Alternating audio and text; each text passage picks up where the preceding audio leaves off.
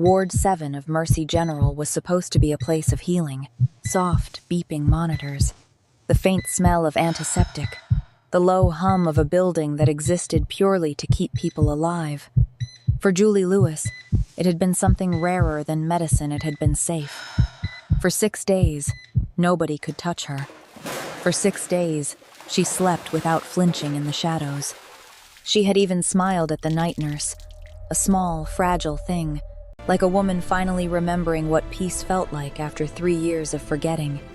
She was sitting up in her bed, barefoot, her dark hair still tangled from sleep, her white hospital gown the only armor she had ever been allowed to wear, when the door at the end of the corridor exploded open.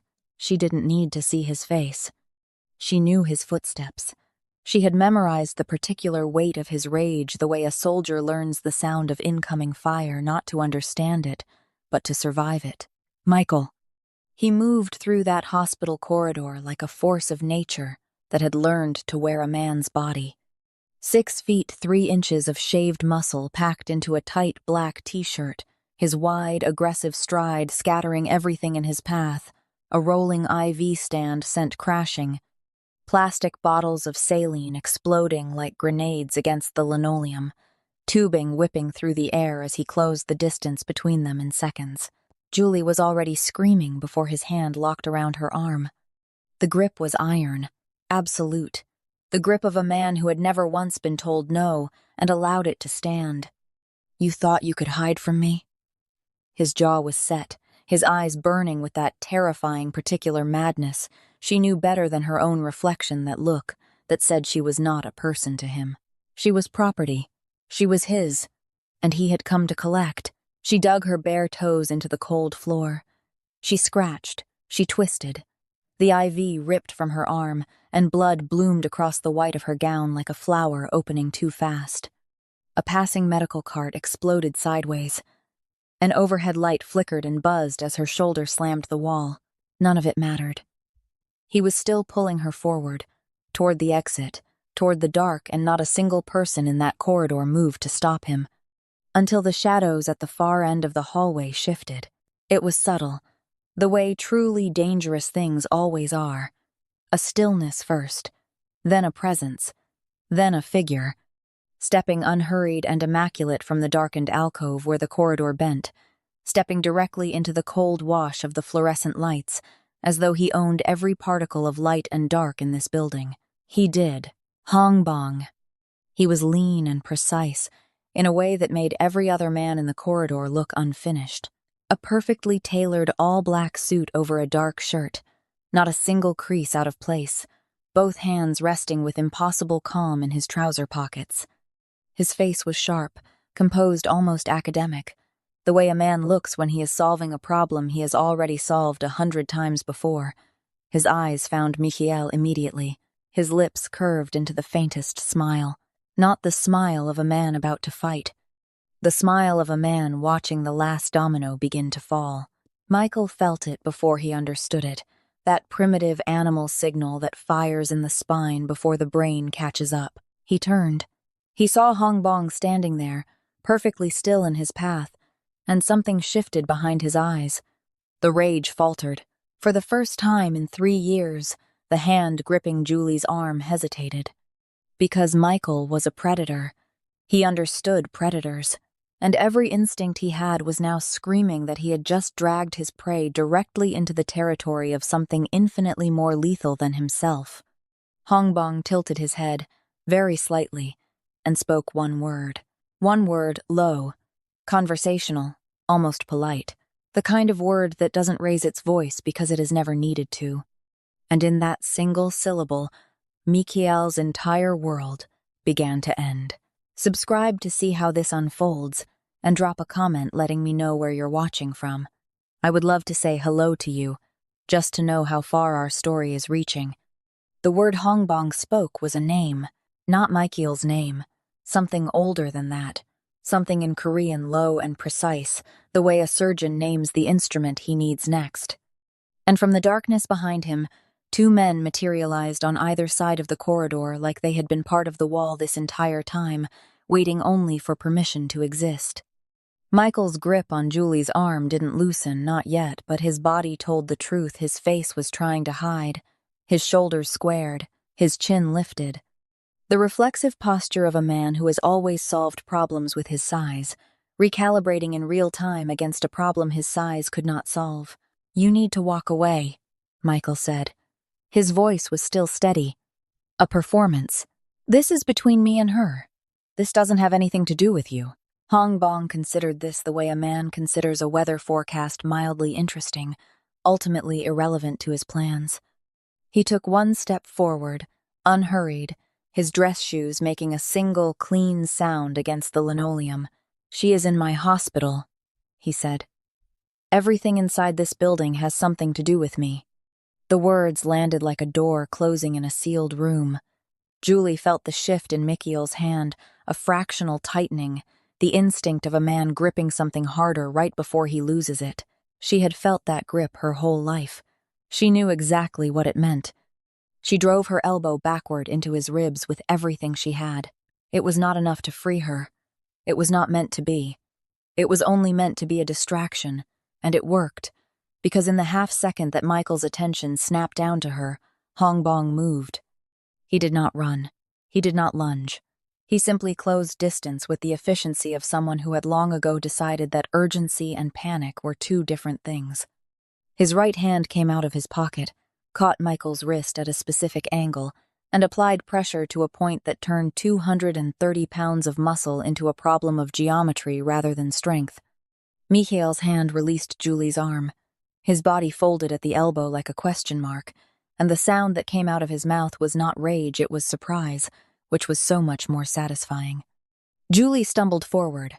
One of Bong's men caught her by the shoulders before she hit the floor, firm hands, not cruel ones, and steadied her without a word. Michael straightened, his face cycling through disbelief and fury in rapid succession. He rolled his wrist. He looked at the lean man in the black suit who had just redirected his body with the apparent effort of turning a page, and something very old and very animal in his brain began assembling the correct picture of where he was standing. "You have 30 seconds, Bong said pleasantly, "before my security team arrives and the question of what to do with you becomes considerably more complicated. I suggest you use them." He was not looking at Michael anymore. He had already turned, was already assessing Julie, her torn gown, the blood tracking down her forearm from the ripped IV, her bare feet on the cold floor. His expression did not change, but his eyes moved over her the way a man reads a document he intends to act on. Michael took a step toward him. The two men in the corridor moved, not fast, not dramatically, just forward, and something about the particular quality of how they moved stopped Michael's foot mid-air. He understood men who fought out of anger. He understood men who fought for money. He had never in his life stood in front of men who might fight simply because they had been positioned there and were waiting for the word. It was a different category of dangerous entirely. The sound of security boots on the stairwell echoed up through the floor. Michael looked at Julie one last time. His eyes said everything his mouth didn't. "This isn't over. You belong to me. I will find you again," the full scripture of 3 years written into a single look. Bong stepped into his eyeline. Deliberately, blocking the look the way you'd close a blind. When the security team rounded the corridor 30 seconds later, they found a large man with his hands raised and a woman in a hospital gown being walked, very carefully, in the opposite direction. Julie had been in expensive places before. Michael had taken her to them sometimes, early on, when the relationship still wore its good mask restaurants with menus that had no prices, hotel suites with views that cost more per night than her rent. She had learned, eventually, that expensive places with Michael were just cages with better lighting. She did not know what to make of a place that was expensive and quiet, and for the first time she could measure contained no version of him at all. The penthouse occupied the entire top floor of a building in the city's financial district, 41 stories above the street noise and the ordinary world. Floor-to-ceiling glass on 3 sides. Furniture that was dark and precise, and somehow conveyed the impression that every object in the room had been chosen by someone who did not make careless decisions. There were no decorative flourishes, No excess, just quality, compressed and deliberate, the way Bong himself seemed to take up space. A woman named Sun, small and efficient with close-cropped hair and an expression that disclosed nothing, had met them at the elevator. She had taken Julie's bloody arm, cleaned and dressed the wound from the torn IV with practiced quiet, and produced clothing from somewhere soft, dark trousers, a gray fitted top, thick socks without being asked and without comment, as though anticipating need was simply the minimum standard of professionalism here. Julie would later understand that Sun's professionalism extended considerably further than meals and clothing, that the close-cropped hair and the quiet efficiency were the surface of something considerably more, trained. Julie sat on the edge of a low couch and stared at the city spread below her. Her hands were still shaking. She pressed them flat against her thighs and watched the lights and tried to locate the feeling she was supposed to be feeling. Gratitude, maybe. Or relief. Or fear a new kind. The kind that came with understanding you had been moved from one powerful man's control to another's without being consulted. She heard him before she saw him. The quiet sound of a door, the particular quality of a room changing when Bong entered it. He crossed to the window without speaking and stood beside her, not close, a careful distance looking at the same view. He had removed his jacket. The dark shirt underneath was pressed. Immaculate. He held 2 glasses and set one on the low table in front of her. "Water," he said, before she could ask. "You haven't had anything since this morning, according to the nursing notes." She looked at him. "You read my nursing notes. It's my hospital." She didn't touch the glass. "You said that back there, that it was your hospital." "Yes? What does that mean exactly?" He turned from the window and sat in the chair across from her, not the couch, the chair, maintaining the distance with the same deliberateness with which he did everything. He looked at her steadily. "It means the building, the staff, the equipment, and the records are all under a holding company I control. It means Michael walked into a facility where every camera, every exit, and every security rotation answers to me." He paused. "It means he was never going to leave with you." Julie absorbed this, her hands pressed harder against her thighs. "You were there tonight, in that corridor. You weren't passing through." "No." "Why?" Something shifted behind his eyes, not evasion, but calibration, the look of a man deciding how much of the truth to dispense and in what order. "I was meeting with a member of my staff on the 4th floor. I became aware of the disturbance." He watched her. "That is the short answer. And the long answer is something we will have time for." He stood. "Tonight you sleep. There is a room prepared for you. The door locks from the inside. Sun will be outside if you need anything." He moved toward the hallway and then paused without turning. "You are not a prisoner here, Miss Lewis. The exits are not locked. I am not Michael." He said the name the way someone names a thing they intend to take apart. "But I would recommend, for the immediate future, that you stay." He left. Julie sat alone in 41 stories of careful, expensive quiet, and for the first time in 3 years, she slept through the night without waking once. Michael had been arrested and processed and released within 6 hours. The hospital had pressed no formal charges, a decision made somewhere above the level of the attending physician, somewhere that operated with the kind of quiet authority that never appeared in any paperwork. A caged man was a contained problem. A free man, stripped of everything that allowed him to stand, was a lesson. Bong had never been interested in cages. He had walked out of the precinct at 2 a.m. with his wrist still tender and his pride in a condition that would take considerably longer to heal. He did not understand, yet, what had been set in motion. By the time he was unlocking the door to his apartment, the first piece had already moved. A server in the Cayman Islands that hosted a specific series of financial accounts that technically did not exist under Michael's name, but that every person who mattered knew belonged to him, had experienced what the automated system flagged as an anomalous access event. The accounts were not emptied, nothing so obvious. They were simply noted, photographed, catalogued, the way a collector notes a piece before the auction. By 4 a.m, A man who ran street-level collections for a loan operation in the East Quarter.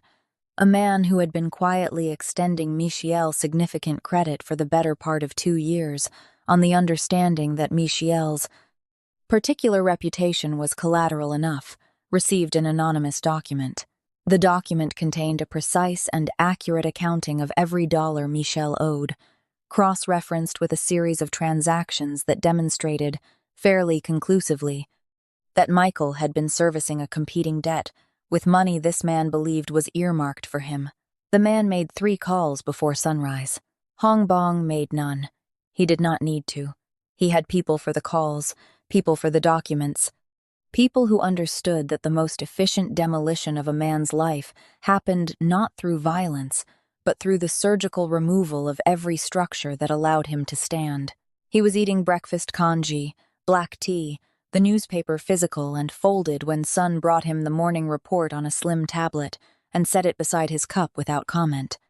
He read it with the expression of a man reviewing routine correspondence. Michael's primary income source had been suspended pending investigation. His landlord, who happened to bank with an institution where Bong sat on an advisory board, had received a notification about an irregularity in the lease agreement. The gym where Michael trained, which also served as the informal office where he conducted his less legitimate business, had been contacted by the city's licensing authority about an unresolved zoning compliance issue. None of it was irreversible. None of it was, on its own, catastrophic. Together, it was the beginning of a man's world becoming unfamiliar to him. Doors that had always opened beginning to stick. Rooms he had always owned beginning to feel borrowed. Bong folded the tablet and returned to his newspaper. 41 floors below, the city moved on, unknowing.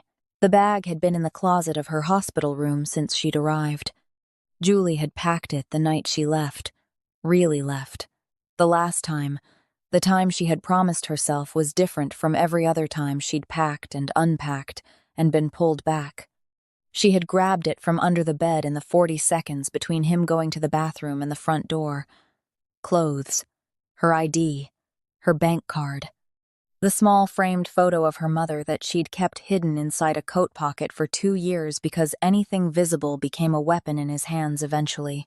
She had not unpacked it properly, not even in the penthouse, across 3 days of careful, quiet, and Sun appearing with meals, and Bong appearing for brief, measured conversations that felt like weather systems significant, impossible to ignore, gone before she fully understood them. She had pulled out the clothes she needed and left the rest undisturbed at the bottom of the bag. Sun had retrieved it from the hospital the morning after, quietly, without mention, the way Sun did most things. It had appeared on Julie's bedroom chair sometime during the first day, as though it had always been there, the way you leave the last item in a first aid kit because using it means admitting the emergency is real. It was on the 4th morning that she found it. She was looking for the photo of her mother. She upended the bag onto the bed, sorted through the contents methodically, and there it was, tucked inside the pocket of the jacket she'd grabbed last, a small matte black drive the size of her thumbnail. It took her a moment to recognize the jacket. It wasn't hers. It was the one she had grabbed from the hook by his door in the dark. In the 40 seconds she had to run, the one she had mistaken for her own in her panic. Whatever was on the drive, she had never been meant to take it. She had simply run too fast for him to stop her. She sat with it in her palm for a long time. It had Michael's fingerprints all over it conceptually, even before she plugged it into the laptop Sun had wordlessly produced for her 2 days ago. She knew it the same way she had learned to know everything about him, not through evidence, but through the particular shape of his desperation, the specific quality of his need to get her back. It had never felt, even at the worst of it, like the need of a man who missed her. It had felt like the need of a man who had lost something and was using her face as the place he kept looking. She plugged in the drive. The files loaded slowly. Spreadsheets, transaction records, dates and figures and names she half recognized from the edges of conversations she'd been supposed to not be listening to.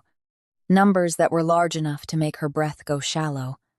And at the bottom of the directory, a single folder labeled with a name she recognized as the man Michel had owed, for years, a debt that he had always spoken about in the careful way people speak about things that frighten them.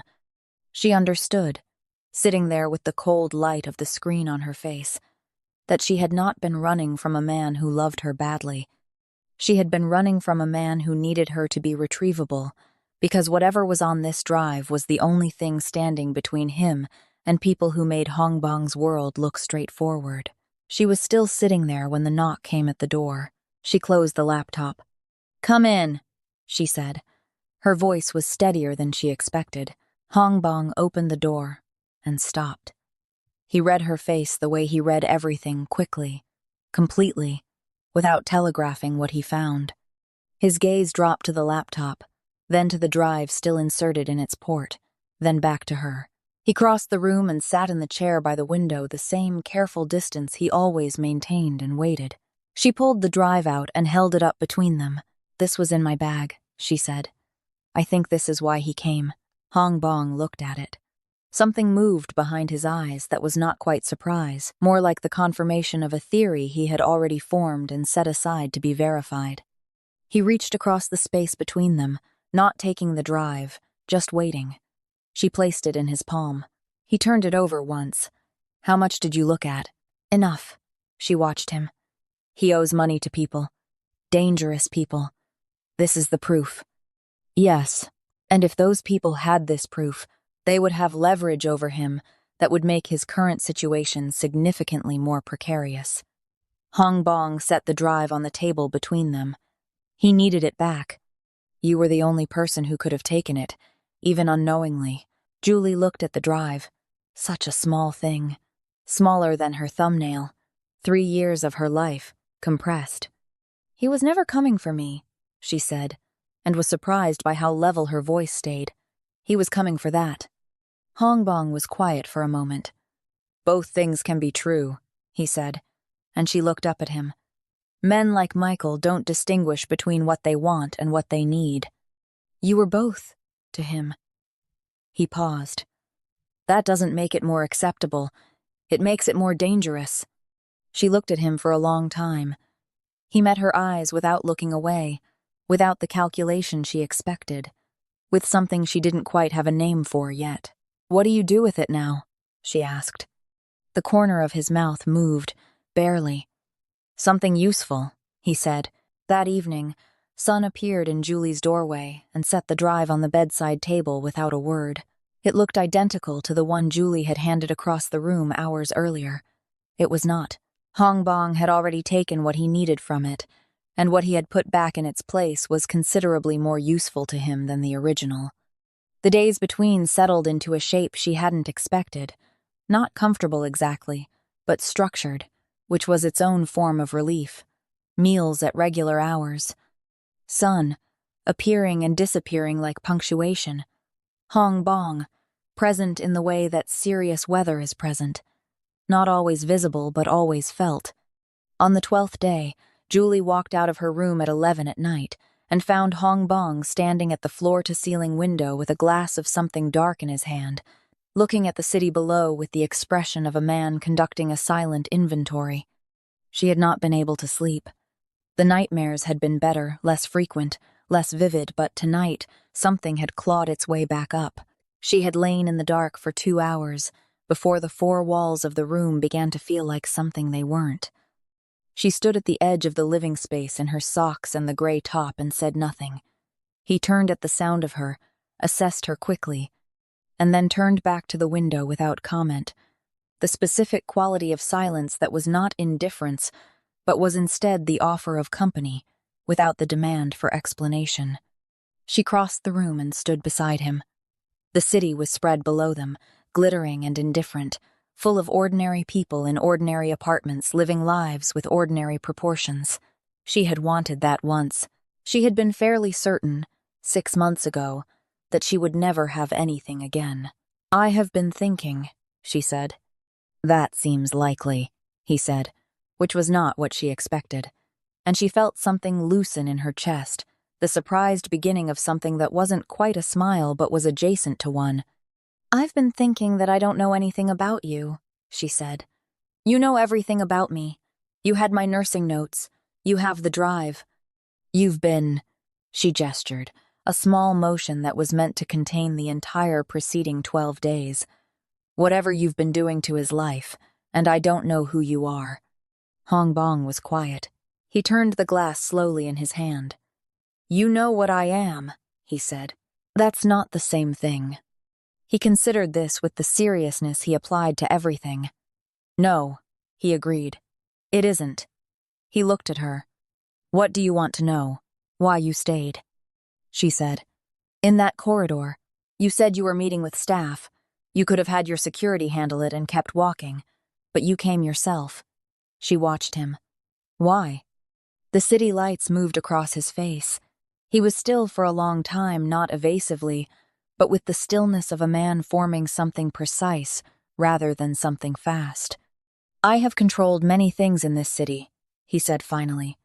Buildings, accounts, people who owe me things. I have moved pieces on a board for long enough that I stopped noticing individual pieces. He paused. And then I turned a corner in my own corridor and saw a woman fighting a man twice her size with nothing except her elbow and the willingness to try, and I— He stopped. Something crossed his face that was private and brief and gone before she could name it. I noticed, he said quietly. Julie stood with that for a moment. That's not a safe thing to tell someone in my position, she said. That you noticed me. No, he agreed. It isn't. Because someone in my position might think that's a reason to trust you. And I've had reasons to trust people before. He turned to face her fully. I know, he said. I'm not asking you to trust me. Trust is something that accumulates over time, and we have had 12 days. His eyes were direct, without performance. I'm asking you to stay in this building until the threat to your life is resolved, and to let me resolve it. What comes after that is entirely your choice. He paused. It will always be your choice. That is the only promise I will make, because it's the only one I can guarantee. Julie looked at him. The city was behind him. 41 stories of light and distance, and she was standing in her socks with 12 days of someone else's careful hospitality wrapped around her like borrowed clothes.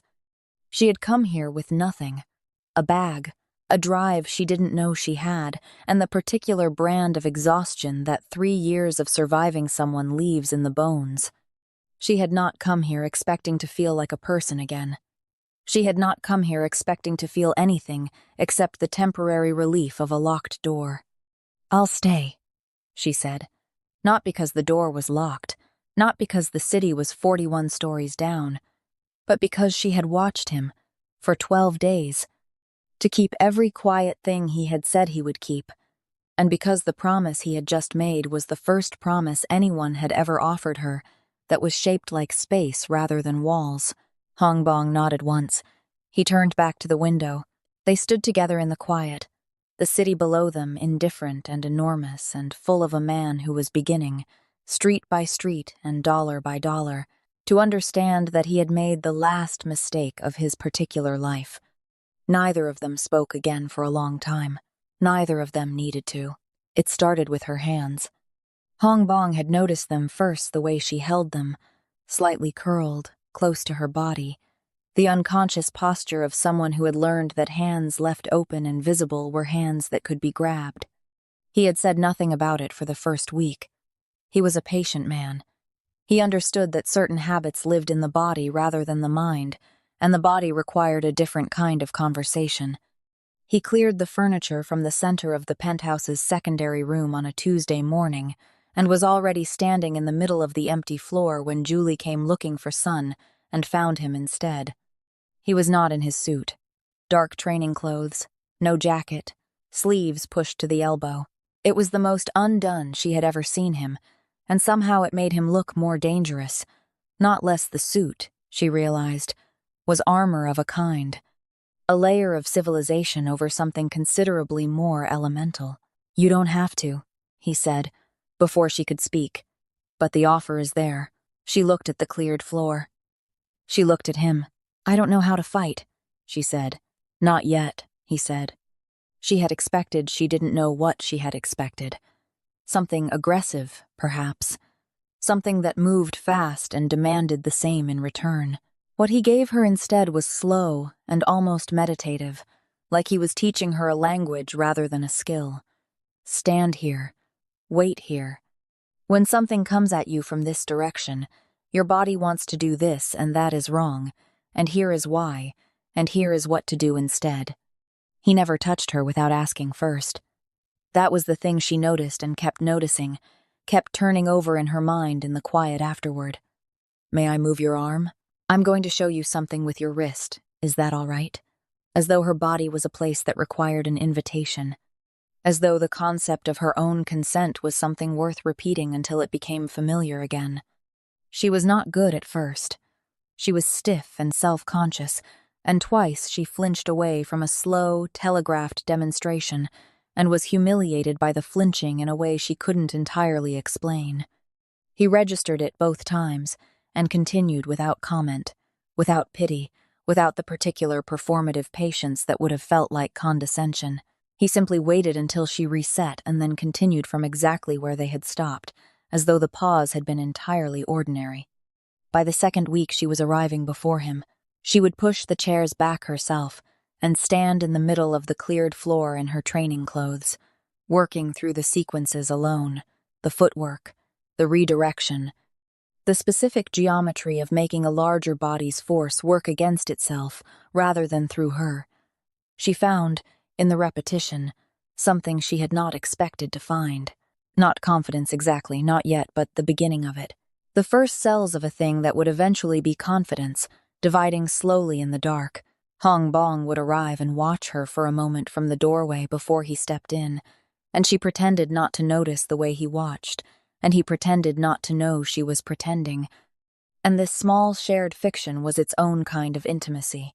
One evening, 2 weeks in, she got the wrist redirection right, genuinely right, with the correct weight and timing, and his grip released, and he stepped back and looked at her with an expression she hadn't seen from him before. Uncalculated, briefly, fully open. Again, he said, and his voice was not quite level. She did it again, and on the fourth repetition she felt it, the click of a thing that had previously been instruction becoming instinct, and she looked up at him with something igniting behind her eyes that was new and electric in hers. He was smiling. Not the cold smile from the corridor, not the composed half-smile he wore in the world. Something smaller and more private, something that lived in the corners rather than the center. There, he said quietly. There you are. She looked away first, because the alternative was looking at him for too long, and she was not ready for what that meant yet. But she was smiling too, and she didn't try to hide it.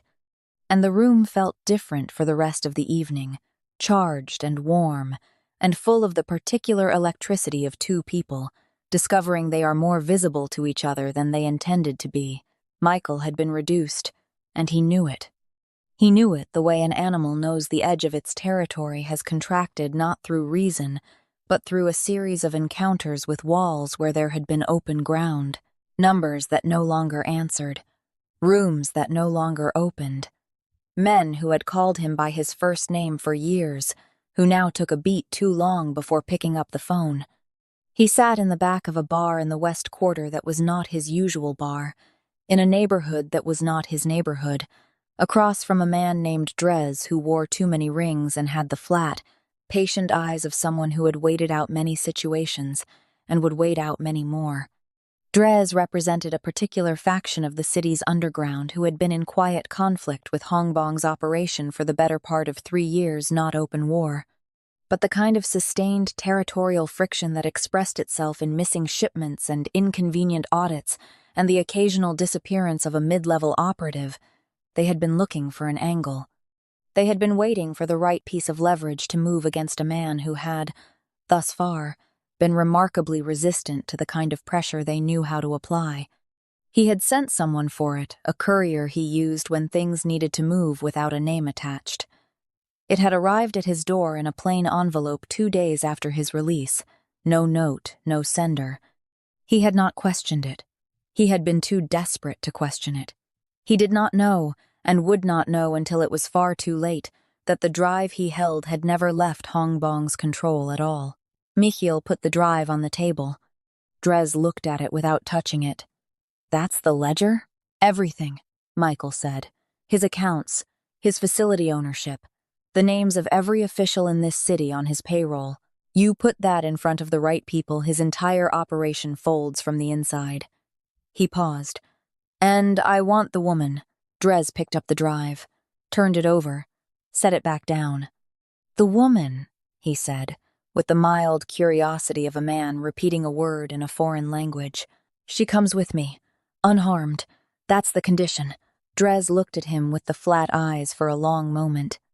Then he pocketed the drive and picked up his glass and drank from it slowly, and the unhurried quality of the gesture told Michael everything he needed to know about what his conditions were worth. "We'll be in touch," Drez said. They were in touch 3 days later. There were logistics approaches, timing, the specific architecture of a building that, it turned out, Drez's people had been mapping for longer than Michael had known the building existed. A date, a number of men, a method of entry that involved the service infrastructure of the building's lower floors and would leave the primary security systems technically unbreached while making them operationally irrelevant. Michael sat in the planning meeting and understood, with a clarity that arrived too late to be useful, that he was not a partner in this operation. He was a detail, a key that Drez needed to turn a specific lock, after which the key would be set aside. He told himself it didn't matter.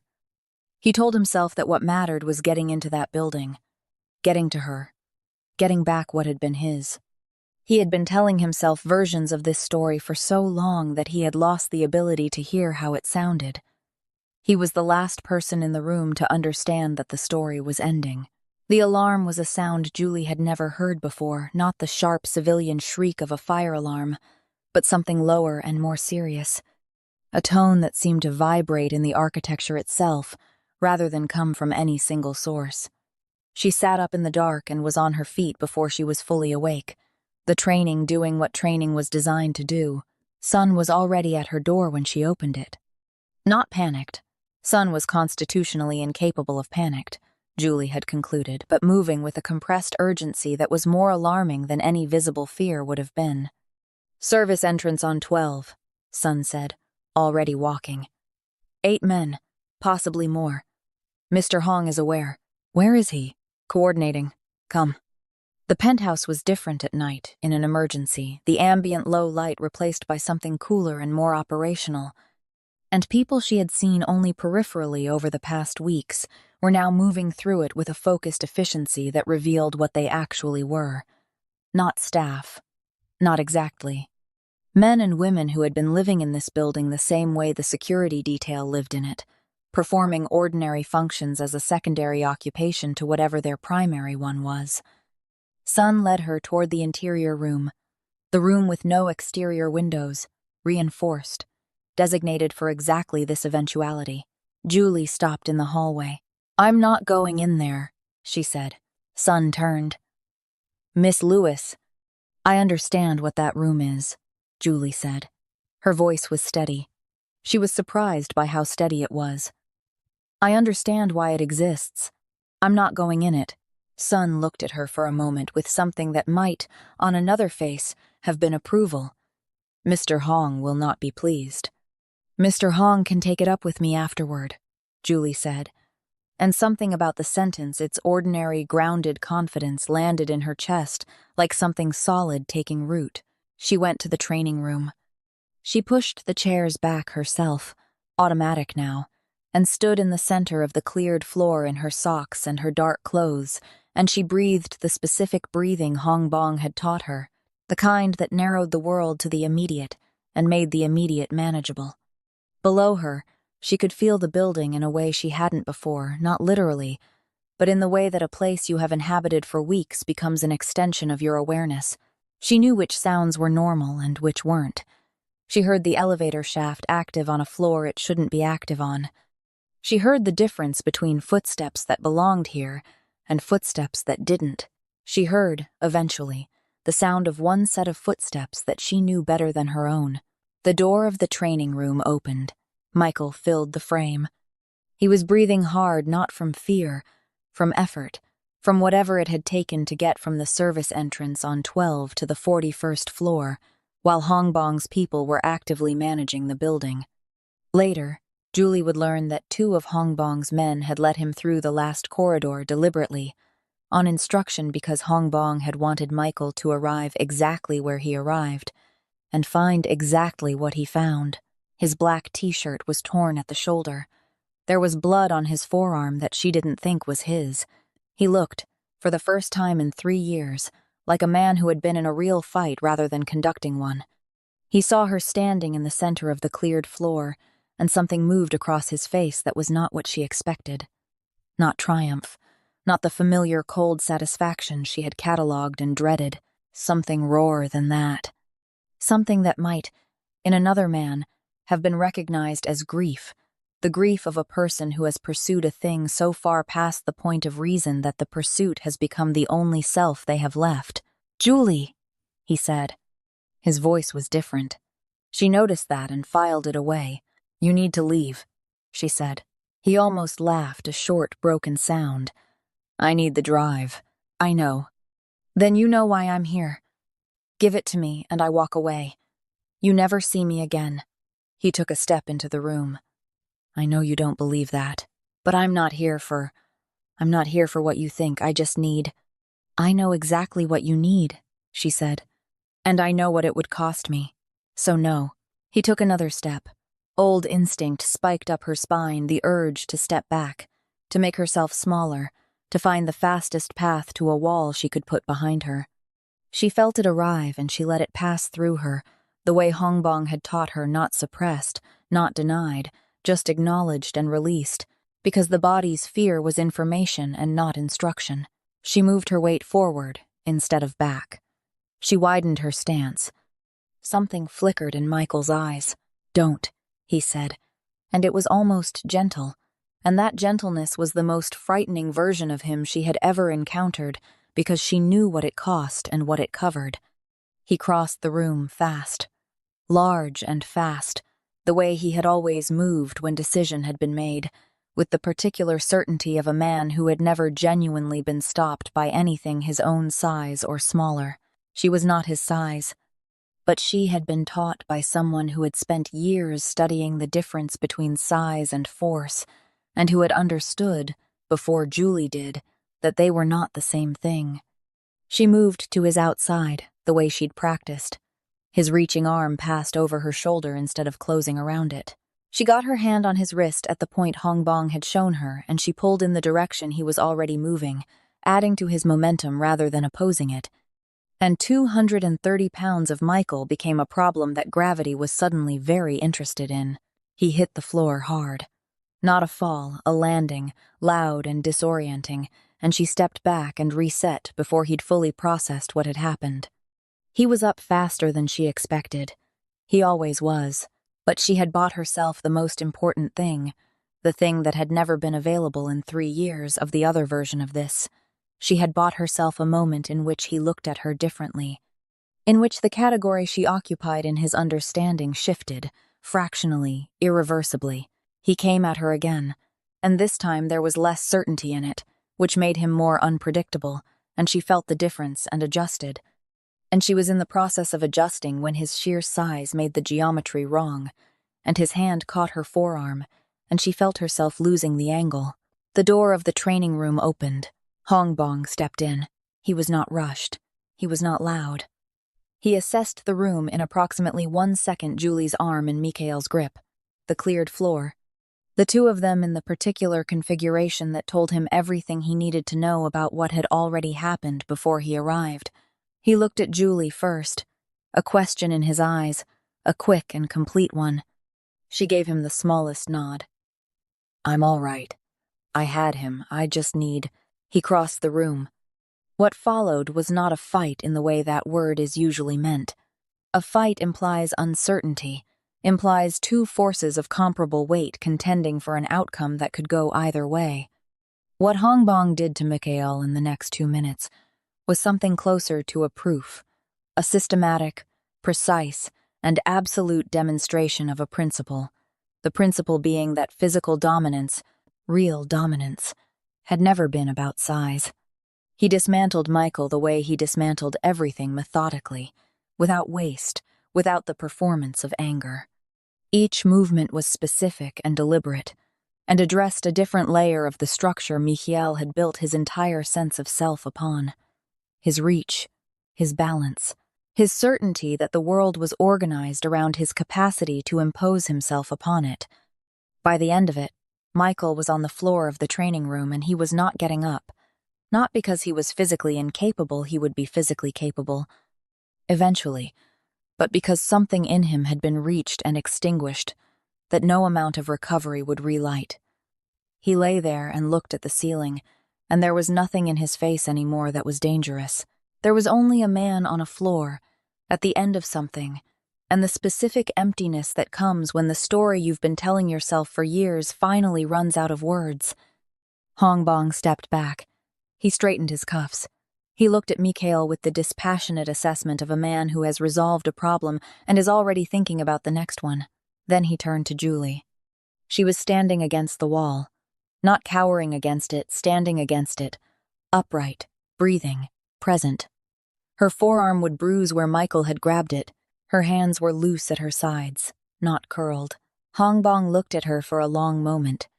"You were supposed to be in the interior room," he said.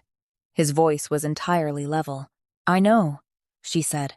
"Sun told you to go to the interior room." She did. He held her gaze. Something moved through his expression that was complicated and layered and entirely too large for the moment they were standing in. And he did what she had come to understand. He did with things that were too large for their immediate moment.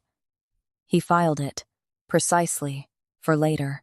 "We'll discuss it," he said. "Yes," she agreed. "We will."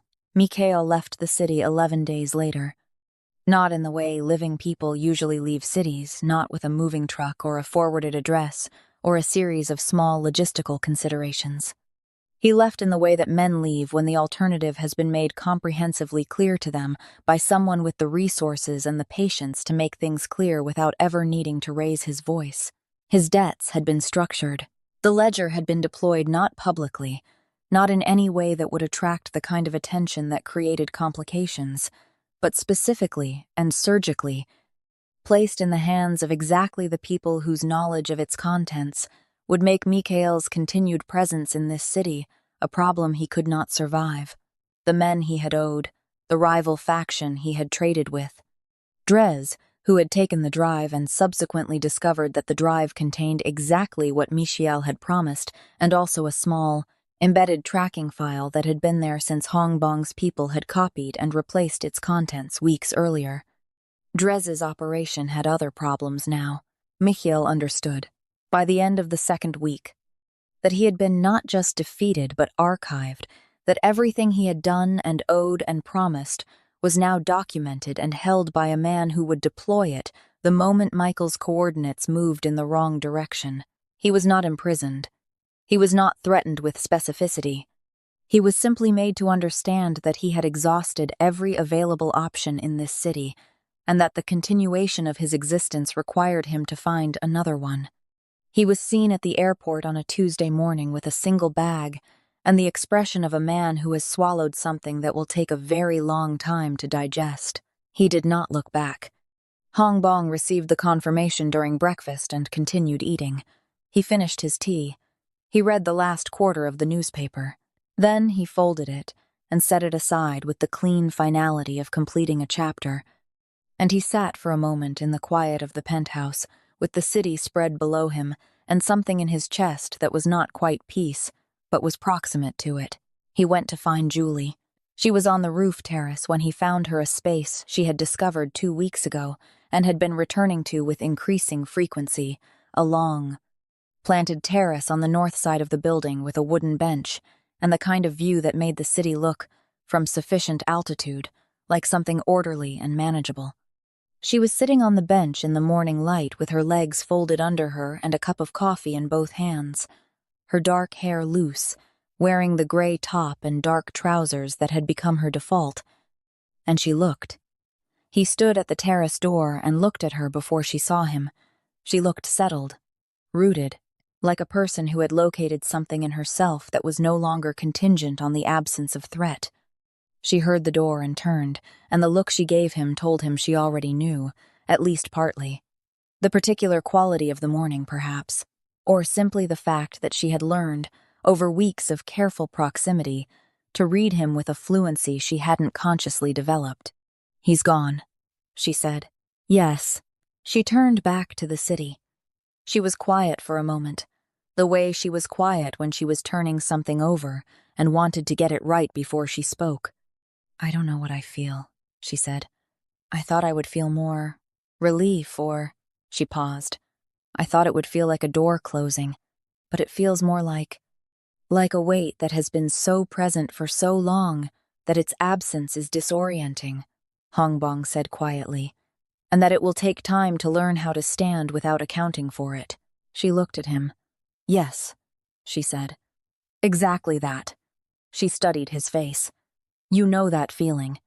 He crossed the terrace and sat beside her on the bench close, the first time the careful distance had been set aside, though neither of them named it. He looked at the city.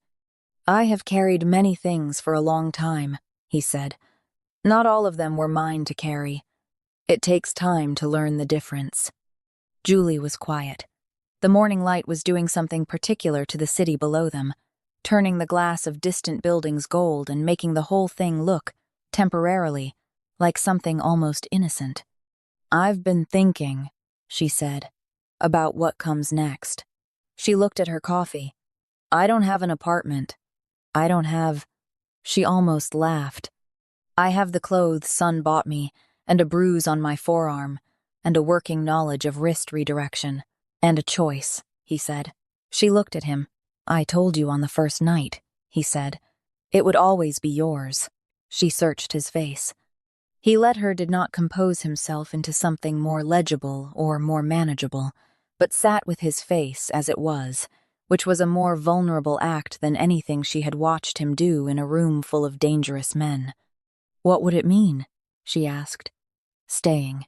Really staying. Not because there's a threat. Not because the door is—" She stopped, restarted. "What would it mean to you?" He was quiet for long enough that she wondered if she had asked something that had no answer. Then he looked at the city and back at her, and he said, "It would mean that I stop working alone, that there is someone in this building who is here not because they owe me something or because I employ them, but because they choose to be."